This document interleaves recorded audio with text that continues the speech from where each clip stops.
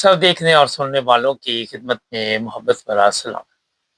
अच्छा जी, ख़त्म नबूवत ताल्लुक़ को इस वक़्त एक बहुत बड़ा वो जिस तरह वो बयान करते हैं कि इस जो नुकसान का सामना उनको हुआ और उस पर अब इंग्लैंड में भी यहाँ भी शोर-शराबा शुरू कर दिया चंद लोगों ने। मामला वैसे मैंने पहले ये प्रोग्राम किया था मगर कुछ चीज़ें आज भी आपको बताएँगे। ये जी डिस्ट्रिक्ट गुजरात का इलाका है। वहाँ पे ख़त्म नबूवत वालों का दावा ये है कि कुछ स्कूलों में अहमदिया जो तबलीगी कुछ पम्फलेट है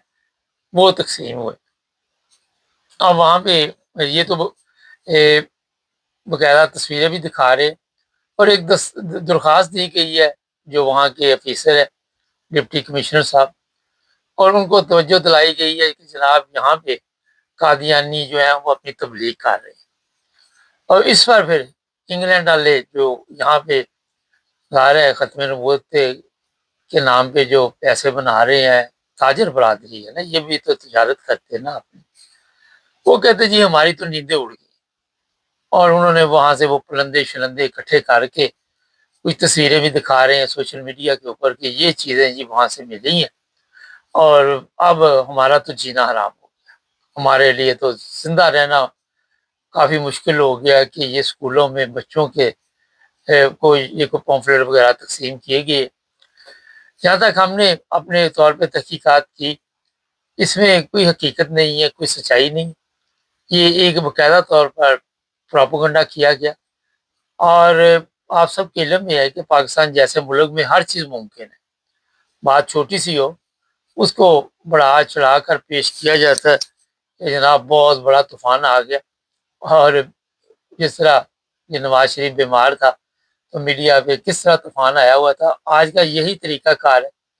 और जो लोग यहाँ इंग्लैंड से प्रोग्राम कर रहे हैं, वो बता रहे हैं कि जनाब हम तो उस वक़्त से खाना नहीं खा सके, हम तो उस वक़्त से पानी नहीं पी सके, मतलब ये उनका तरीक़ा वारदात है। और ये जो पाकिस्तान की गवर्नमेंट है इसे फौरी तौर पर 295, 298 सी लगानी चाहिए और कादियानी जो है इसमें मुलव्वस है उन्हें गिरफ्तार किया जाए।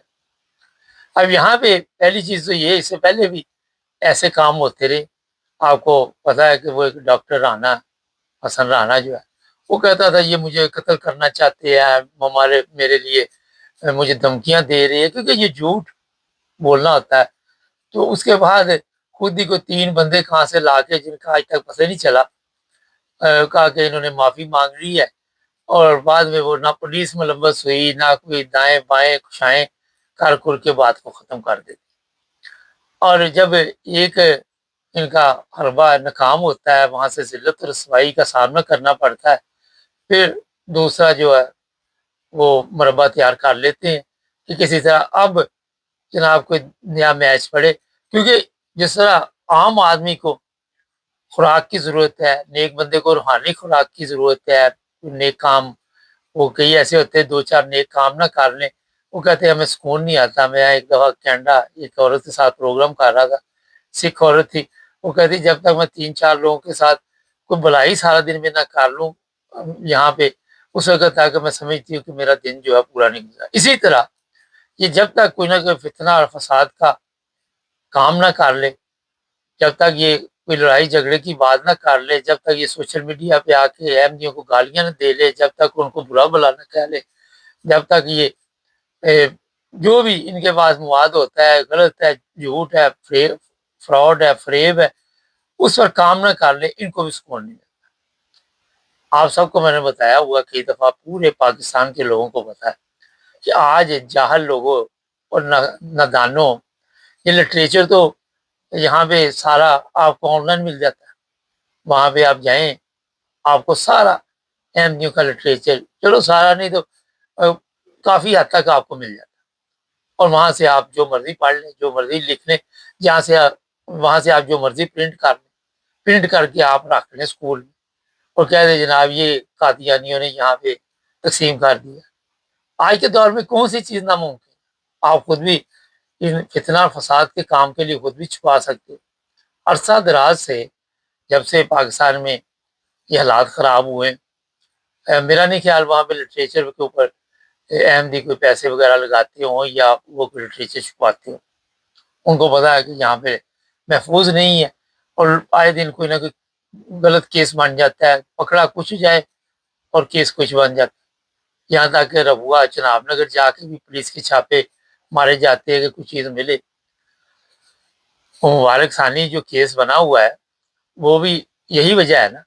کہ وہ بے گناہ بیچارہ جیل میں پڑا ہوا ہے۔ تو بتانے کا مقصد یہ ہے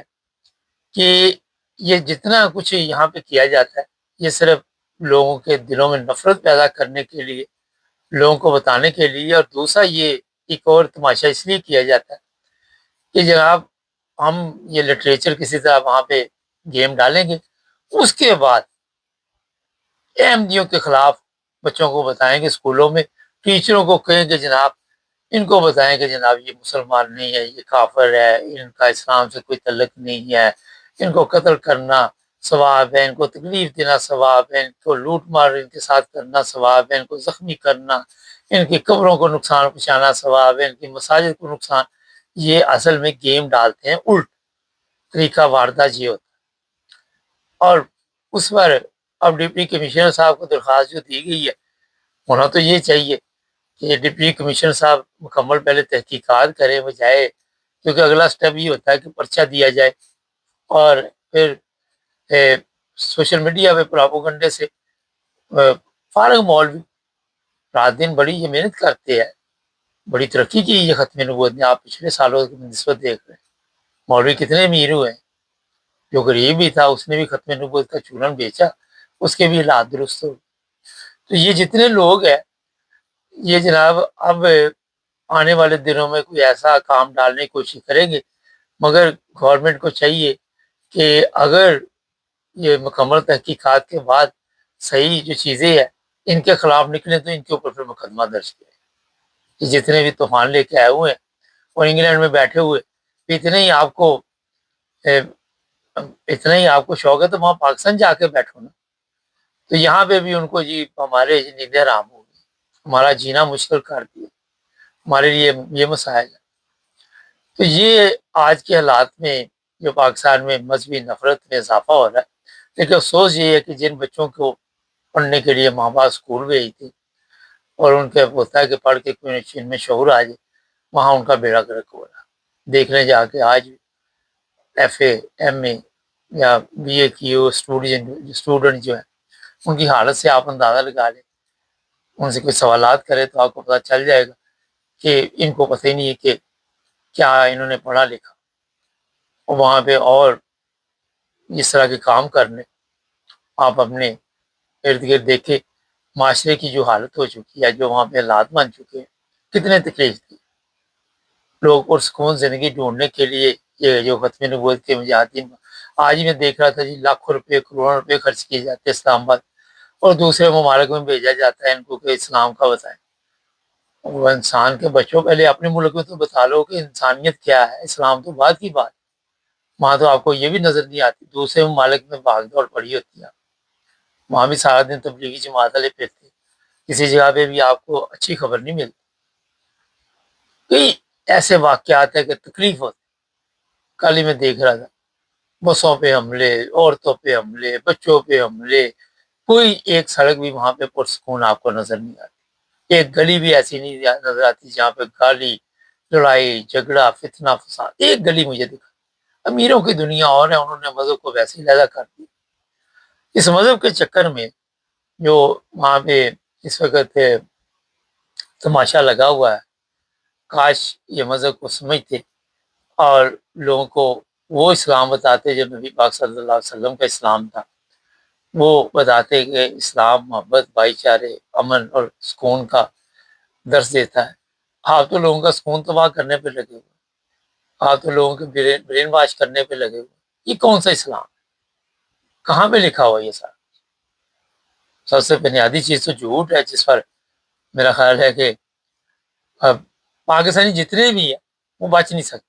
چاہے وہ کسی مذہب فرقے سے تعلق رکھتے ہو۔ وجہ یہ کہ معاشرے میں آپ نے جو کچھ جس معاشرے میں آنکھ کھولی ہے وہاں پہ بڑا مشکل ہے کہ اپنے آپ کو ٹھیک رکھنا، چند لوگ ہوں گے، بہت کم لوگ ہوں گے جو اس طرح چلتے ہوں گے زندگی کے ساتھ۔ مولانا جی بہت ہی افسوس کی بات ہے، بہت ہی تکلیف کی بات ہے کہ ایسے پراپگنڈے جو ہے وہ آئے دن جیسے وہ جو طریقے لبیک ہے ان کی منجی ٹھکی ہے، اب کوئی نہ کوئی بہانے بنا کے، لیکن ہمارے پاس یہ اطلاع ہے کہ دوبارہ اکٹھے ہو رہی اور گورنمنٹ کی بھی ان کے پر نظر ہے۔ اب کب کوکلا چھپ باقی جمعرات دوبارہ آئے گی، یہ جب آئے گی پھر آپ کو پتہ چل جائے گا، لیکن شرم کرنی چاہیے ایسے لوگوں کے لیے، یہی میرا ایک پیغام ہے۔ تو انگلینڈ میں بیٹھے ہوئے ہیں وہ بیچارے تڑپ رہے ہیں، نہ انہوں نے جا کے دیکھا، یا اسلام میں تو یہی ہے کہ سنی سنائی بات پہ آپ ہم جو کر رہے ہیں وہ بھی پہلے کنفرم کریں اچھی طرح، لیکن کسی نے نہیں، بس ایک نے کہہ دیا چلو جی پڑھ لو پڑھ لو پڑھ لو پڑھ لو۔